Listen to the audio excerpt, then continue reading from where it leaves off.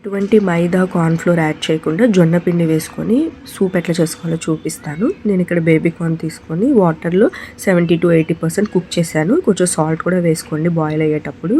And మీరు ఈ ప్లేస్‌లో మష్రూమ్ వేసుకోవచ్చు, కార్న్ అయినా వేసుకోవచ్చు.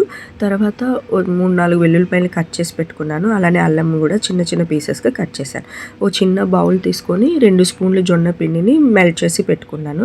తర్వాత ఒక మందంగా ఉండే గిన్నె తీసుకొని ఆయిల్ ఆర్ బటర్ ఏదైనా యాడ్ చేసుకొని కాగిన తర్వాత అల్లం చున్నులపై పీసెస్ మనం కట్ చేసి పెట్టుకున్నాం కదా, వాటిని బాగా సాటే చేసుకోండి. సాటే అయిన తర్వాత ముందుగా మనం పార్ బాయిల్ చేసి పెట్టుకున్న బేబీ కార్న్ పీసెస్ ఉన్నాయి కదా, వాటిని కూడా సాటే చేసుకోండి.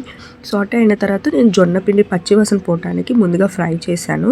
లేదంటే మీరు వాటర్ కాగినాకైనా వేసుకోవచ్చు. తర్వాత సరిపడా మీకు ఎంత సూప్ కావాలో అంత సరిపడా నీళ్ళు పోసుకోవాలి. ముందు మనకి ఇది థిక్గా అయినట్టు ఉండదు. 5-10 మినిట్స్ తర్వాత ఆటోమేటిక్గా థిక్ అవుతుంది.